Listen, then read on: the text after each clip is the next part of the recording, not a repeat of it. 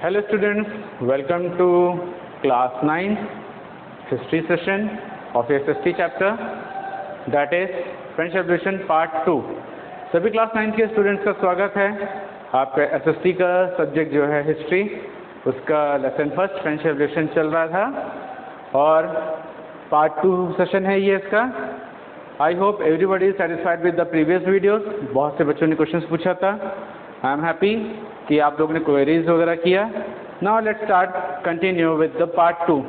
Students थोड़ा सा हम रिव्यू करेंगे। कल आप लोगों को मैंने बताया था कि एक राजा थे फ्रांस के, लुई 16, राइट, जिन्होंने मतलब कि 18th सेंचुरी के समय उनका शासन था और उनके कुछ पॉलिसीज़ की वजह से लोगों ने वहाँ पे विरोध कर दिया था, जिसकी वजह से वहाँ पे मतलब कि उग्रता पैदा हुई और लोग राजा से नाखुश होने लगे। बैस्टिल जेल पे हमला किया।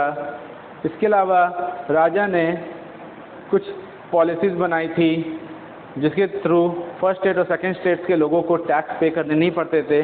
सारा का सारा भार थर्ड स्टेट्स के लोगों पे आता था और इस कारण से लोगों को परेशानी होती थी राजा से। अब हम आगे बताते हैं कि और क्या कारण थे फ्रेंच रेवोल्यूशंस के। सेकंड पार्ट में हम ये जानेंगे स्ट्रगल टू सर्वाइव, मतलब लोगों को जीने के लिए संघर्ष करना पड़ता था। स्टूडेंट्स हम बता दें, अगर किसी राष्ट्र में ये विपदा आ जाए कि खाने के लिए जो बेसिक नीड्स है, ठीक है, रोटी कपड़ा मकान, अगर वही सर्वाइव करने के लिए ना हो तो इंसान क्या खाएगा, क्या पहनेगा, क्या उड़ेगा। और सबसे पहले होती है चीज़ क्या, भूख। उसको मतलब कि अपने खाने की भूख को मिटाना ज़रूरी होता है, अपने फैमिली के लिए ज़रूरी होता है। और जब वो पूरा नहीं कर पाता तो वो उग्र होता है, वो विरोध करता है, अगेंस्ट होता है। तो यहाँ पे भी एक स्थिति पैदा हुई थी, स्ट्रगल टू सर्वाइव। अब ये क्यों हुई ये देखिए। सबसे पहला रीज़न था जो पॉपुलेशन थी फ्रांस की, ठीक है, population of France was increased. Population of France was increased by 23 million in 1713 to 28 million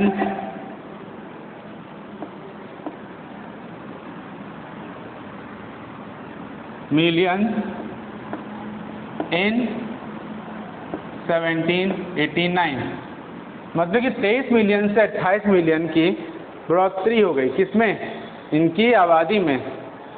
इतनी ज़्यादा फ्रांस में मतलब कि 1789 तक में 28 मिलियन की आबादी हो गई। अब जिसकी वजह से प्रॉब्लम हुआ, it lead for demand of food grains।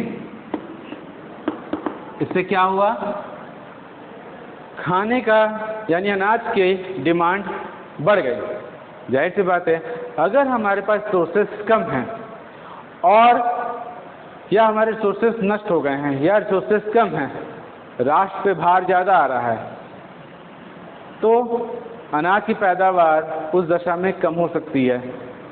या किसी तरह की प्राकृतिक विपदा आ जाए तो उस दशा में भी अनाज की पैदावार कम हो जाए। अब अगर हम एक तरह से एग्जाम्पल लें इंडिया का, ठीक है, एग्जाम्पल लेते हैं इंडिया का। अगर इंडिया की आबादी सीधा कंटिन्यू बढ़ती चली जाए, कंट्रोल की बजाय अनकंट्रोलेबल हो जाए, तो एक समय आएगा कि यहाँ पे प्रोडक्शन करने वाले लोग मात्र 1 मिलियन होंगे, यानी 1 मिलियन की खेती है केवल, और आबादी 2000 करोड़ पहुँच जाए, तब कैसे सर्वाइव करेंगे हम लोग? तब वहाँ पे गवर्नमेंट पे भी भार आएगा। लेकिन ऐसी स्थिति अभी जैसे पैदा नहीं हुई है, लेकिन वहाँ पे ये चीज़ शुरू हो गया था। पहली चीज़ तो राजा से लोग नाखुश थे, ऊपर से आबादी बढ़ चुकी थी। It leads for demand of food grain, ठीक है। प्रोडक्शन, सेकंड इसमें आते हैं point, production could not balance, production could not balance the demand for food grains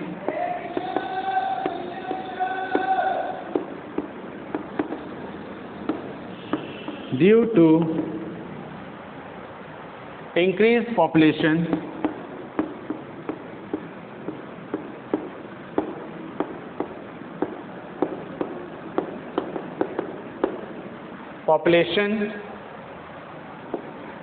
production जो थी उस फूड ग्रेन्स की डिमांड को पूरा नहीं कर पा रही थी।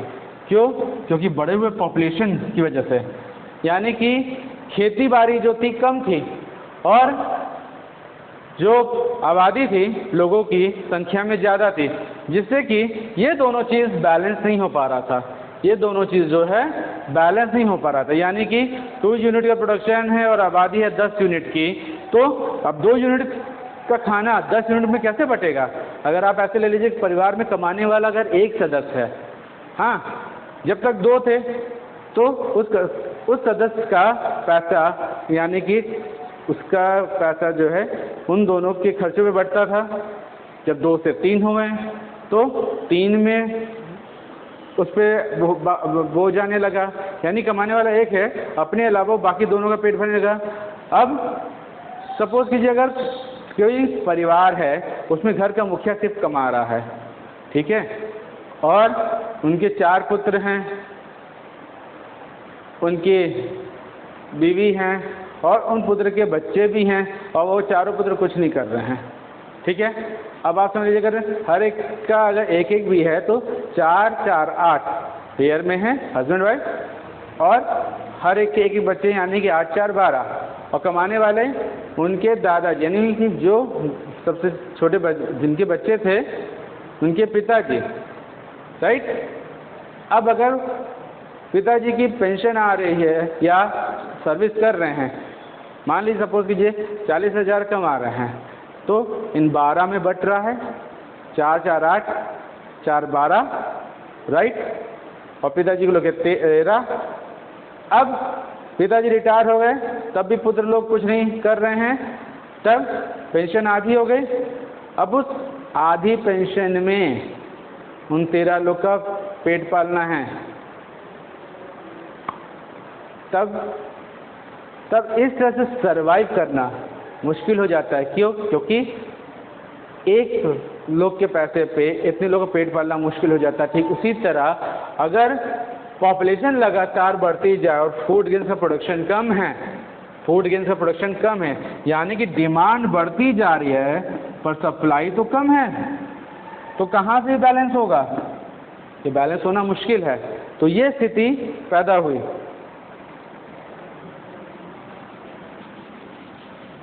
Production could not balance the demand for food grains due to increased population. Okay. Then, so price of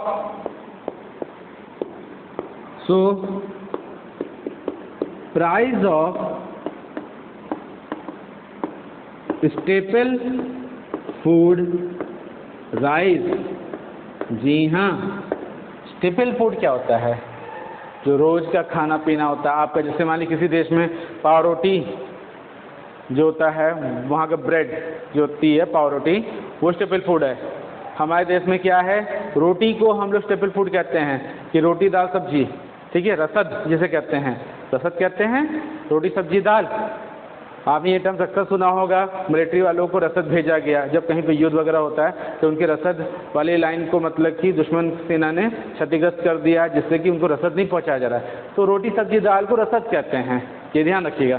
तो जो स्टेपल फूड है हमारे यहाँ रसद, हम ये शब्द का यूज़ करेंगे। जो रोटी सब्जी दाल है हमारे यहाँ जो रसद का है, उसी तरह स्टेपल फूड वहाँ पर जो था उसका प्राइस बढ़ गया। क्यों बढ़ा? जब किसी चीज़ की डिमांड बढ़ती है, ठीक है, और उसकी डिमांड को पूरा नहीं कर पा रही, सप्लाई कम है, तो उसका प्राइस बढ़ता है। अभी एक बारगी में आप देखिए कि त्योहार के सीज़न में सोना लोग खरीदते हैं, जब सोना लोग खरीदना शुरू करते हैं तो सोना उतने लोगों तक नहीं पहुंच पाता, या हर कोई उसको चाहता है, लेकिन मार्केट में सोने की सप्लाई शॉर्टेज रहती है तो प्राइस बढ़ने लगता है। और ऑफ सीज़न में वही सोने की डिमांड जब कोई नहीं करता है तो मार्केट का भाव सोने का गिरने लगता है। शेयर मार्केट में वही चीज़ है, अगर किसी शेयर की हो लगातार लोग खरीदते हैं तो शेयर का भाव बढ़ने लगता है।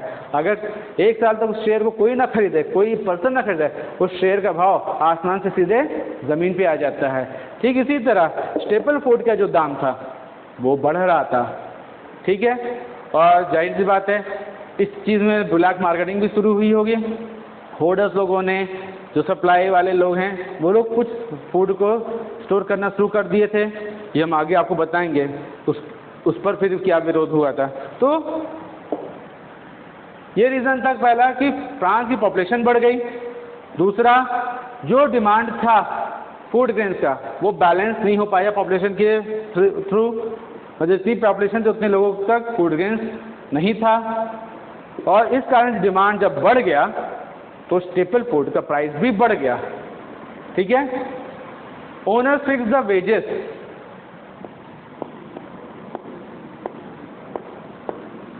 Owners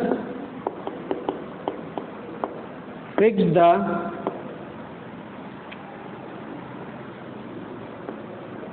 wages of their workers and owners जो थे अपने वर्कर्स लोगों का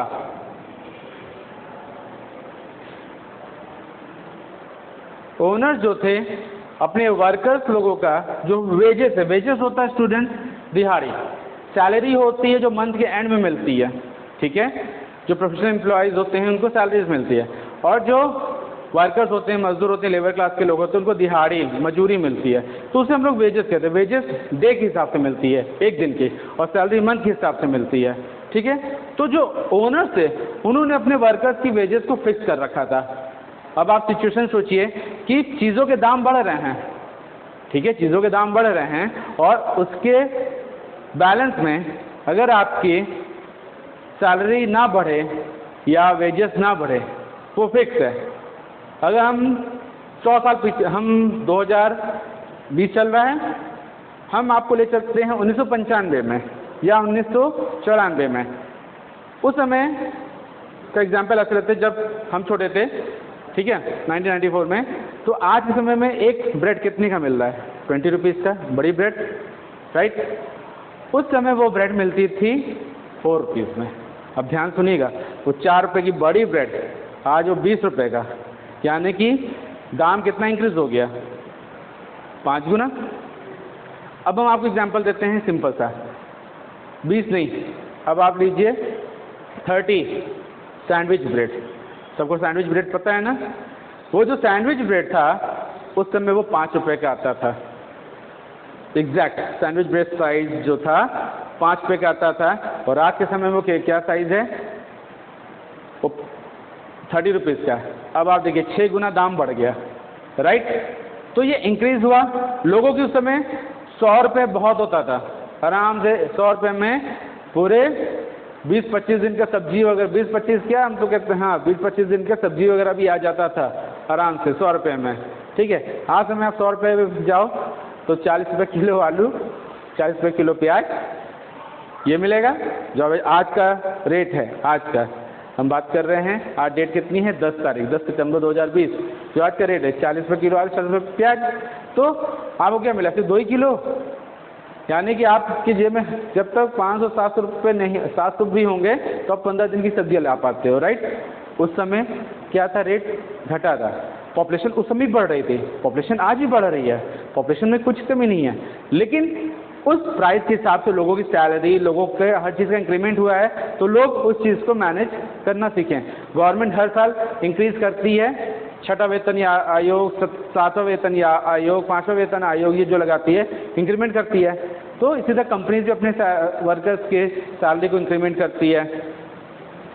तो उस समय क्या सिचुएशन थी, ओनर्स ने सभी वर्कर्स की वेजेस को फिक्स कर दिया, वर्कर्स की वेजेस को फिक्स कर दिया और दाम बढ़ रहे थे तेजी में, ठीक है, जिसकी वजह से उनके पास क्या था, लिमिटेड वेजेस था और चीज़ों को खरीदने के साधन कम थे।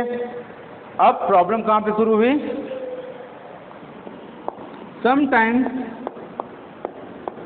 It was low as compare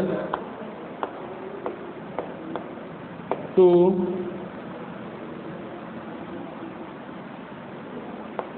rise price. कभी कभी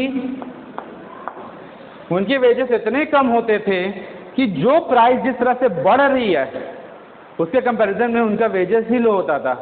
कहाँ पहले वो 100 लिवरेज में वो नॉर्मली पूरे परिवार का पेट पाल पाते थे, जब चीज़ों के दाम 4 गुना बढ़ गए अब 100 लिवरेज में वो एक ही आदमी का पेट पाल रहे हैं, लेकिन वो भी जो पाल रहे हैं वो भी 4 हिस्सों में अपने खाने को बांट रहा है, यानी कि वो पहले जितना खाना खाता था उसका 1/4 खा पा रहा है।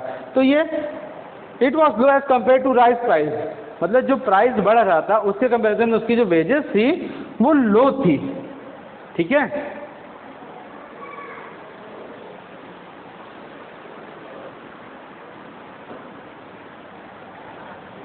अब जब ये स्थिति पैदा हुई कि पॉपुलेशन बढ़ने लगी, सेकेंड पॉइंट हमने बताया कि लोगों के फूड के डिमांड बढ़ने लगे, जिससे कि उनकी बढ़ती हुई पॉपुलेशन उस डिमांड को पूरा नहीं कर पाई और चीज़ों के दाम बढ़ने लगे। और ओनर्स लोगों ने अपने वर्कर्स जो थे उनके वेजेस को फिक्स करके रखा था, क्योंकि चीज़ों के जब दाम बढ़ रहे थे और सप्लाई कम थी, तो ओनर्स ने भी इस चीज़ का फ़ायदा उठाया और अपने वर्कर्स को जो वेजेस था उसको फिक्स करके रख दिया, और साथ ही साथ उनके जो वेजेस थे समटाइम्स में जो प्राइस राइज हो रहा था उसके कंपैरिजन में भी लो थे, मतलब उनका कहा जाए एक तरह से इंक्रीमेंट, तो उनकी इंक्रीमेंट नहीं हो रहे थे। ये सारी सिचुएशन थी, उसके अलावा और भी सिचुएशंस थी। वो क्या थी देखिए, इन सब की वजह से एक चीज़ शुरू हुआ, गैप बिटवीन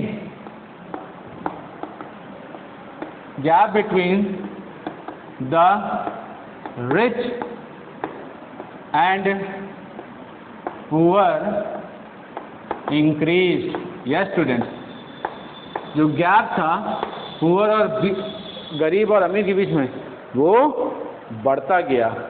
अब आप ऐसे सिचुएशन सोचिए कि रोजगार नहीं है, ठीक है, और रोजगार के करने के लिए 10 लोग खड़े हैं, उस काम को करने के लिए 10 लोग खड़े हैं। अब आप वहाँ पे क्या करोगे, आपके पास काम एक है लेकिन एक आदमी ज़रूरत है, लेकिन 10 लोग वहाँ पे खड़े हैं, उस काम को चाहिए और सबको चाहिए कि आज की रोजी उनको मिल जाए कमाने के लिए। आप 10 से मोल भाव करोगे, है ना, जो जितने कम में आ जाएगा आप उसको वो उस दिन का काम सौंप दोगे। होता है ना बार्गेनिंग, किसी ने कहा कि हम 350 रुपये में मजदूरी करेंगे, किसी ने कहा कि भैया 300 में, किसी ने कहा 250। जैसे कि अभी कोरोना काल चल रहा था उस समय सब मज़दूरों का वो स्थिति बुरा हुआ था, काम कहीं मिल नहीं रहा था, भारी तादाद में वर्कर्स जो हैं बाहर से लौट रहे थे, है ना। तो उस समय बहुत से लोगों ने कंस्ट्रक्शन करवाया, जिस समय मजदूरी 350 हुआ करती, उस समय लोगों ने 250 पे भी मजदूरी दी है, 250 पे मजदूरी दी है, करवाया है काम। कहाँ 350 रुपये मजदूरी लोग देते, 400 देते थे, सीधे 250 पे लोग करने को तैयार हो गए। तो ऐसी स्थिति का लोग फ़ायदा उठाते हैं। उसी तरह उस समय ओनर्स लोगों ने भी ये चीज़ किया कि रोजगार ज़्यादा था नहीं, लोगों को काम की ज़रूरत थी, एक काम को करने के लिए 10 लोग खड़े थे, तो उन्होंने वेजेस को फिक्स कर दिया कि हम इतना देंगे, जो तैयार है वो अकेले ले काम, अदरवाइज रहने दीजिए। तो अब वहाँ पे एक आदमी नहीं तैयार तो मजबूरी में दूसरा तैयार, तो वेजेस इस सब उन सब के फिक्स कर दिए थे, और जिससे कि जो रिच और पुअर थे उनके बीच में गैप बढ़ गया था। क्यों? रिच के पास तो पैसा था, बढ़ते हुए चीज़ों के दाम अगर बढ़ रहे थे तो उन्होंने होर्डिंग भी करना शुरू किया था उस समय, और वही मैन्युफैक्चरर थे अगर उस रिच में, तो उनको तो फ़ायदा ही था। पर पुअर इंक्रीज करते चले जा रहे थे, गरीब और ज़्यादा गरीब होते चले जा रहे थे, ठीक है। और सिचुएशन तब वर्स हो गई वेन एवर ड्रॉट यानी सूखा, और हेल यानी पाला, अकर इन फूड क्रॉप यानी कि फसल की, खाने की फसल की खेती में कभी सूखा और पाला पड़ जाता था तो उस साल की फसल खराब हो जाती थी, जिसकी वजह से फसल बर्बाद हो जाती थी। Leads to damage the crop, जिसकी वजह से क्रॉप डैमेज हो जाते थे, and it leads to condition worsened, और जिसकी वजह से स्थिति बहुत ही बुरी हो जाती थी। बुरी क्यों? पहले तो 4 पॉइंट्स जो हमने आपको बताए थे अभी, वो तो था ही कारण। उसके ऊपर रिच और पुअर इंक्रीज होते चले जा रहे थे, मतलब अमीर और अमीर होते चले जाते, गरीब और बुरी तरह से गरीब होते चले जाते हैं, और इन दोनों के बीच में एक लंबा गैप होता चला जा रहा था। उस पर भी स्थिति तब बिगड़ जाती थी जब किसी साल फसल बर्बाद हो जाती थी, ठंड पड़ जाए, पाला मार दे, या सूखा पड़ जाए। हर मौसम में मतलब किसी न किसी मौसम में कुछ गड़बड़ी हो जाती थी, फसल खराब हो जाती थी। अभी तक जो प्रोडक्शन हो रहा था वो तो कम था ही, उसके अलावा प्रोडक्शन और कम हो जाता था, जिससे कि प्राइस राइज और हो जाती थी, और इस स्थिति से इनकी जो मतलब कि प्रेजेंट स्थिति थी उस समय वो बुरी हो जाती थी। अब ये सारी सिचुएशन थी जिसकी वजह से it is very difficult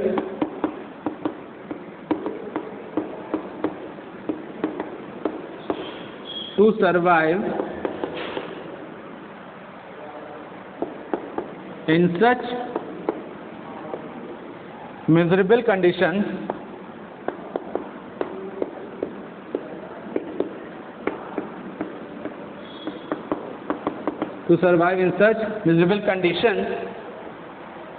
and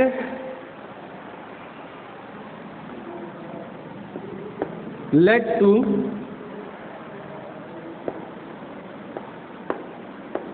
subsistence crisis। Yes,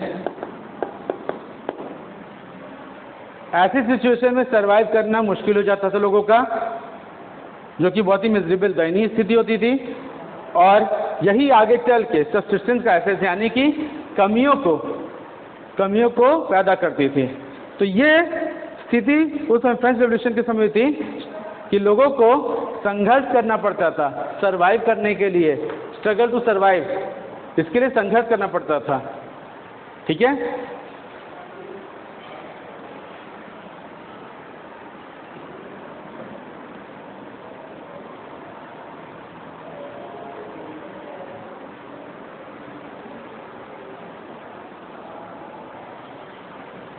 now students, after the struggle to survive, we just move on that what are the situation growing middle class and with stages and the two privileges। मतलब कि उभरते हुए जो मध्यम वर्ग के लोग थे, जैसे कि हमने बताया वहाँ पे 3 स्टेट थे, first state, second state, third state. ठीक है, थर्ड स्टेट में कुछ मिडिल क्लास के ज़्यादातर लोग थे जो उसमें आते थे। ये रिच ट्रेडर्स, मैन्युफैक्चरर्स थे, ये भी टैक्स वगैरह पे करते थे। तो रिच ट्रेडर्स, मैन्युफैक्चरर्स थे जिन्होंने अपने आप को थोड़ा सा ऊपर उठा लिया था, और थर्ड स्टेट की जो सिचुएशंस चल रही थी सरवाइव करने के, उससे वो वाकिफ़ थे, और उन्होंने उनके साथ खड़े होकर स्टैंड लिया। अब यहाँ पे क्या आता है, जब ये पीजेंट्स और वर्कर्स को सर्वाइव करने के लिए सिचुएशंस मुश्किल होने लगी तो पीजेंट और वर्कर्स जो थे ये आवाज़ उठाए और विरोध प्रदर्शन किए, लेकिन इनका विरोध प्रदर्शन कोई मायने नहीं हो पाया। क्यों? क्योंकि इनके पास कोई वो नहीं था किस मेजर से ये अपने विरोध प्रदर्शन को जताएं, कौन से तरीके से अपनाएं कि सरकार या राजा उनकी बात सुने, राजा पे दबाव बने। तो फिर ये जिम्मेदारी ये थर्ड स्टेट के जो रिच ट्रेडर्स वगैरह थे उन्होंने अपने हाथों हाथ लिया। और सेक्शन ऑफ थर्ड स्टेट ये वो थे sections of third state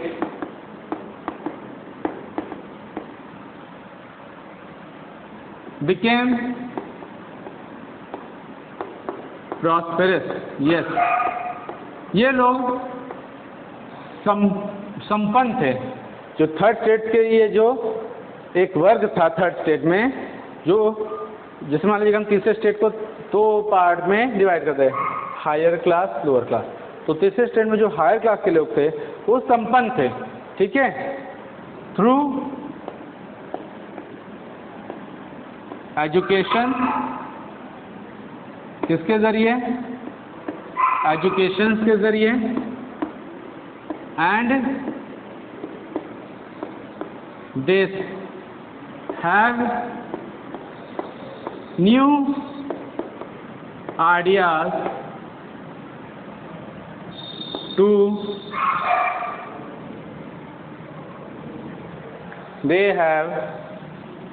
new ideas to improve the conditions। इनके पास नए आइडियाज़ वगैरह थे जिससे कि स्थिति को सही कर पाएँ, ठीक है। और ये आइडियाज़ कहाँ से थे ये भी आपको बता देंगे। तो ये एक ऐसा वर्ग था थर्ड स्टेट का जो संपन्न था, एजुकेटेड था, और एजुकेशन के थ्रू इन्होंने पहले अपने एजुकेशन को इंक्रीज किया।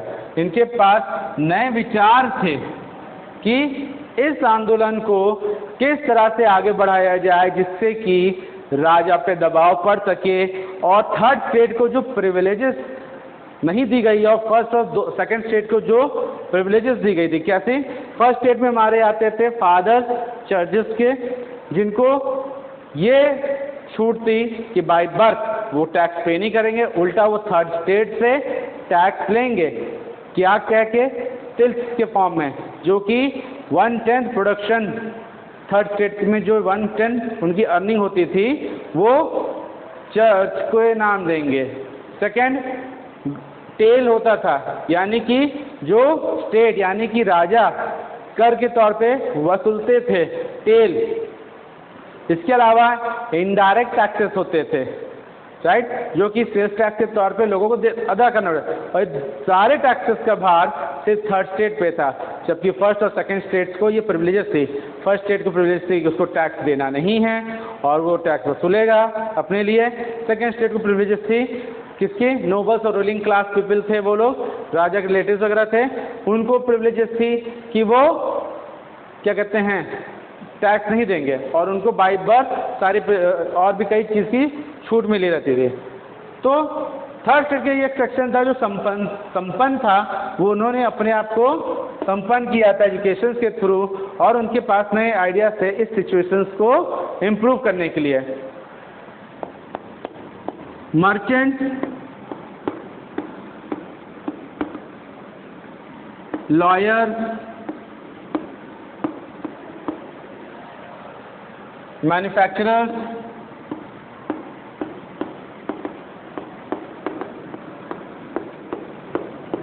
एम्प्लॉयज,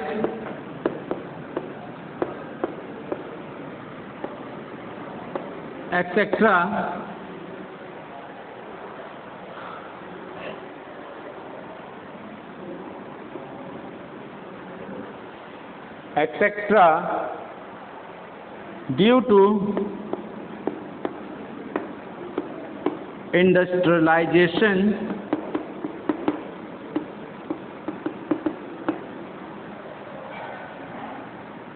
and ओवरसीज ट्रेड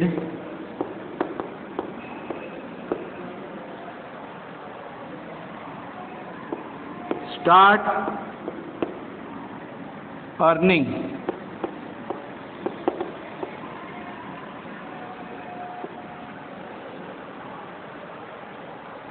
यानी कि जो मर्चेंट थे, जो मैन्युफैक्चरर्स थे, जो मर्चेंट थे, मैन्युफैक्चरर्स थे, जब हमने आपको बताया कि उस समय चीज़ों के दाम बढ़ने लगे तो मर्चेंट्स लोगों ने देखा कि हमारी चीज़ों को तो यहाँ पे कोई खरीद नहीं पाएगा, तो उन लोगों ने ट्रेड करना शुरू किया। 7 समुंदर पार उन्होंने अपने जहाज़ भेजने शुरू किए। उस समय ब्रिटेन ने परमिशन उनको दी कि वो ओवरसीज ट्रेड कर सकते हैं। तो जो मर्चेंट्स वगैरह थे, व्यापारी थे, जो मैन्युफैक्चरर्स थे, वो जो गुड्स वगैरह बनाते थे, वो लोग क्या किए कि ओवरसीज ट्रेड शुरू किए, जिसमें उनको फ़ायदा होने लगा। अब जाहिर सी बात है, जब मर्चेंट्स और मैन्युफैक्चरर्स को फ़ायदा होगा तो उनके यहाँ काम करने वालों की भी सैलरी पे इफेक्ट पड़ेगा। जब उनको प्रॉफिट होगा तो उनको भी वो प्रॉफिट देंगे। तो उन्होंने अपने हायर किए हुए, जिन्होंने अपने लॉयर्स को हायर किया हुआ था या जिन्होंने अपने एम्प्लॉयज़ को हायर किया हुआ था, उनको भी सैलरी इंक्रीज़ की। जैसे कि एक चार्टेड अकाउंटेंट होता है, एक एडवोकेट्स कंपनी अपने एडवोकेट रखती है कोई लीगल एडवाइस वगैरह के लिए, तो वो लॉयर्स होते हैं ना। तो मैन्युफैक्चर मर्चेंट जिन्होंने अपने अपने लॉयर्स को रखा था, उनको भी वो अच्छा पैसा देने लगी। मैन्युफैक्चरर्स भी अपने एम्प्लॉयज़ लोगों को पैसा अच्छे देने लगी, जिससे कि इंडस्ट्रियलाइजेशन यानी कि उद्योगीकरण ब्रिटेन में बढ़ने लगा। कैसे? जब ये ओवरसीज ट्रेड वगैरह करना शुरू कर दिए तो उनकी डिमांड, उनकी चीज़ों की डिमांड बाहर होने लगी, तो ब्रिटेन में उद्योग क्रांति आने लगी और उद्योग बढ़ने लगा। अब इसका क्या फ़ायदा हुआ? They start earning and their resources of income increase। अब जब वो कमाने लगे और उनके साधन जो इनकम के थे इंक्रीज होने लगे, ठीक है, किसके थ्रू? ट्रेड के थ्रू। भाई जब आपके पास पैसा हो, ताकत हो जाती है, तो आप क्या करते हो? लोगों को पता है कि आपके पास पैसा है, ताकत है, आप चीज़ों को चला सकते हो, भले आप थर्ड स्टेट को बिलोंग कर रहे हो, तो आप अपनी वॉइस उठाते हो। They raise the voice and appeal to end privileges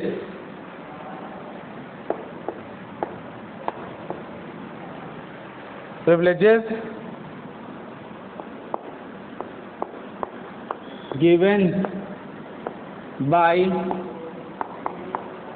birth to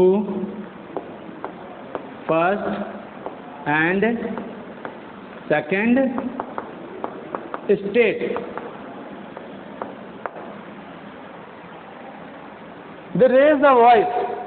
इन्होंने जब इनके पास पैसे आने लगे, जब पैसे आए, इनके सोर्सेस ऑफ इनकम बढ़ने लगे, तो इनके पास एक ताकत मजबूत हुई, यानी कि आपका हाथ पैसे से मजबूत हो गया, आपके पास खाने की कमी नहीं है। आपने अपने एम्प्लॉयज़ लोगों को भी संपन्न करना शुरू किया, उनकी सैलरी इंक्रीज की, तो कुछ हद तक थर्ड स्टेट की कुछ चीज़ें ठीक हुई।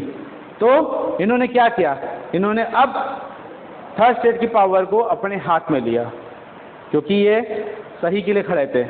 इन्होंने देखा कि जो वर्कर्स और पीजेंट थे पास में, उन्होंने रैली निकाली और विरोध प्रदर्शन किया, पर उनके पास एक प्रॉपर प्लान नहीं था कि राजा पे दबाव कैसे बनाया जाए।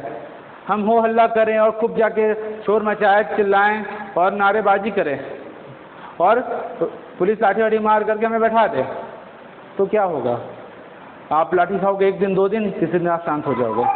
लेकिन अगर आप पढ़े लिखे हो, समझदार हो, आप क्या करोगे? आप एक प्रॉपर प्लानिंग करोगे कि कोई भी रैली निकालनी है, उसके लिए एक प्रॉपर प्लान करोगे, कैसे आवाज़ उठानी है, लीगल फाइल अप्लाई करोगे, सुप्रीम कोर्ट का दरवाज़ा खटखटाओगे कि स्टेट के अंदर गवर्नमेंट के अगेंस्ट हमने अपील की है और हम ये चीज़ चाहते हैं, सब लोग का सिग्नेचर्स लोगे, अपील करवाओगे, एक साथ करवाओगे। उसके बाद आप अपने पैसे ताकत से थोड़ा सा अपील पे जोर डालोगे और तब आप रैली को भी मूव करोगे, तो उसमें मीडिया की नज़र पड़ती है, वर्ल्ड की नज़र पड़ती है, राइट, लोगों की नज़र पड़ती है। तब लोग कहते हैं अच्छा ये चीज़ इतना बड़ा मुद्दा है, तब सुप्रीम कोर्ट भी आपके वर्चस्व को समझता है कि आप सही के लिए खड़े। उसी तरह यहाँ पे क्या हुआ, जब ये लोग संपन्न होने लगे, इनके हाथ मजबूत होने लगे, तब इन्होंने दे रेज द वॉइस, इन्होंने अपनी आवाज़ उठाई and appeal to and privileges, और कहा ये जो आपने छूट दिया है, जो सुविधाएं दी हैं, किसको? ये फर्स्ट और सेकंड स्टेट्स को, यानी कि नोबल क्लास, क्लर्जी पीपल और जो चर्च के लोगों को आपने ये जो सुविधाएं दी हैं, इसका ख़त्म होना ज़रूरी है। ये नहीं चलेगा, क्योंकि हम एक ऐसे फ्रांस में हैं जहाँ पे सबसे ज़्यादा आबादी हर स्टेट की है, और फर्स्ट और सेकंड स्टेट को अपने बाई बर्थ ये जो सुविधाएं दी हैं ये ख़त्म करिए। ये नहीं चल सकता। हम टैक्स पे करते हैं सबसे ज़्यादा, हम लोगों को खिला रहे हैं, हम फर्स्ट और सेकंड स्टेट के लिए सब कुछ कर रहे हैं और हम ही को दबाया जाता है, ये नहीं चलेगा। इन लोगों ने कहा ये जो बाई बर्थ मिला है, कई तरह की सुविधाएं मिली हैं, और एक चीज़ इनकी ये भी था कि पहले जो रिप्रेजेंटेशंस होते थे, फर्स्ट सेकंड थर्ड स्टेट की जब मीटिंग्स होती थी, जो लुई 16 बुलाते थे कि जब उनको कोई निर्णय लेना होता था राजा को, तो फर्स्ट सेकंड और थर्ड स्टेट के बीच में वो डिस्कस करते थे। तो उसमें होता क्या था, फर्स्ट स्टेट से एक वोटिंग, सेकंड स्टेट से एक वोटिंग और थर्ड स्टेट से एक वोटिंग, जबकि थर्ड स्टेट की पॉपुलेशन 70% होती थी और फर्स्ट और सेकंड स्टेट की पॉपुलेशन मात्र 30% होती थी मिला करके। अब सोचिए अगर 70% लोगों का रिप्रेजेंटेशन सिर्फ एक हो और 30% लोगों का रिप्रेजेंटेशन 2 हो, तो 2/3 वोटिंग से पैनल जीत जाता था। फर्स्ट और सेकंड स्टेट जो चाहते थे वो अपने निर्णय थर्ड स्टेट पे थोप देते थे, और इस तरह से राजा भी अपना निर्णय थर्ड स्टेट पे थोप देता था। लेकिन जब ये थर्ड स्टेट ने देखा कि ये सिचुएशन हम लोग के साथ हर बार हो रहा है, अब तब उन्होंने अपने आप को संपन्न किया, उन्होंने तरीका ढूंढा, उन्होंने एक प्लान ढूंढा, संपन्न करने में अपने आप को मजबूत किया, अपने लोगों को मजबूत किया, उन्होंने मीटिंग बुलाई और उन्होंने एक वॉइस उठाया और अपील किया कि ये जो सारी सुविधाएं हैं ये बंद होनी चाहिए। फर्स्ट और सेकंड स्टेट की जो सुविधाएं हैं ये पूरी तरह से खत्म होनी चाहिए।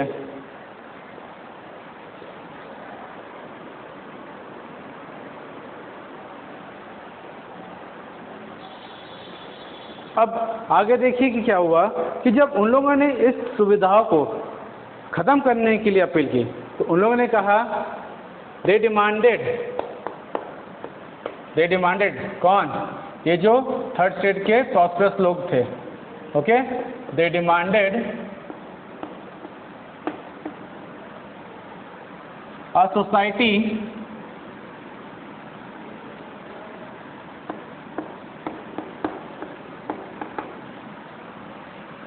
based on freedom,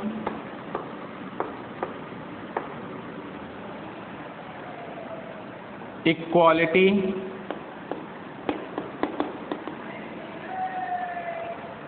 of laws, freedom and equality of laws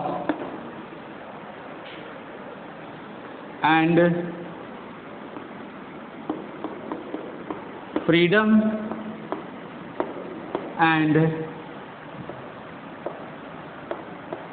equality of opportunities.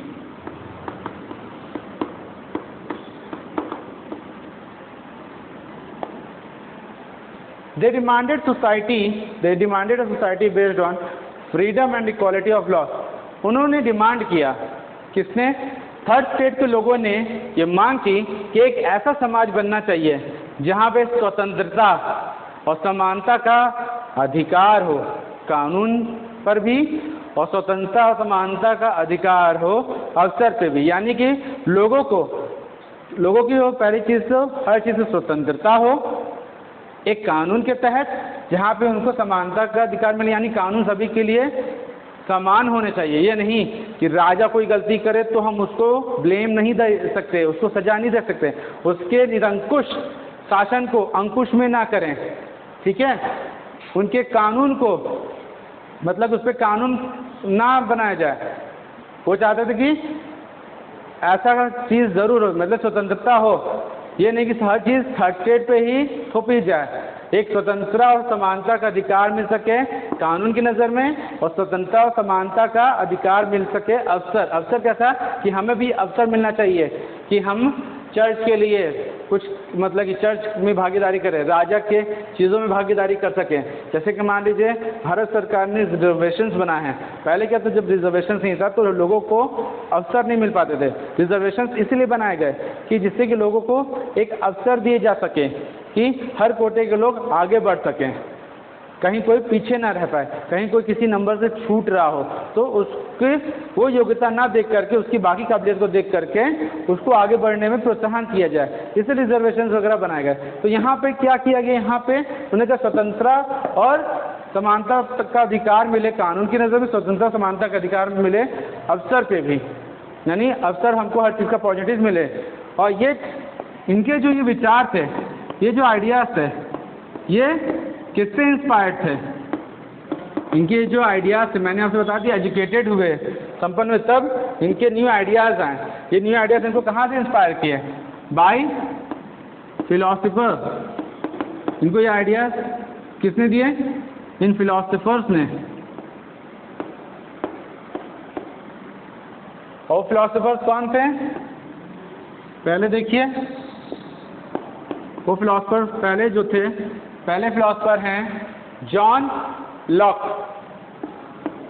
John Locke की एक बहुत ही चर्चित किताब है ट्रीटीज ऑफ गवर्नमेंट, यानी कि सरकार की संधि। इससे इनको ये विचार मिला। दूसरे फिलोसफर थे जीन जैक्स।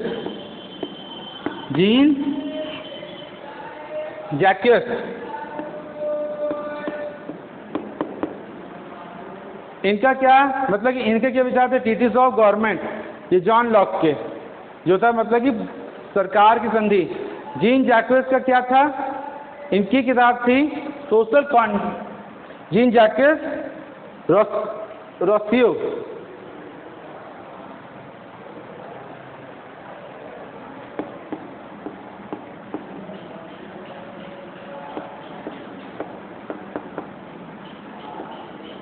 इनकी किताब थी जो विचारों पे सोशल कॉन्ट्रैक्ट, यानी सामाजिक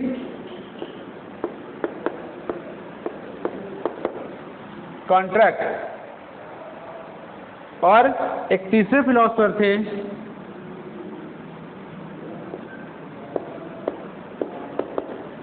मॉन्टेस्क्यू।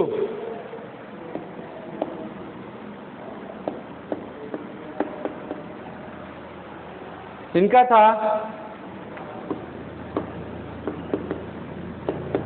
स्पिरिट ऑफ लॉ, ठीक है। तो ये तीन फिलोसफर थे, इनके जो विचार थे इन्होंने अपनी किताब में लिखी थी, इससे ये इंस्पायर हुए थे, ठीक है।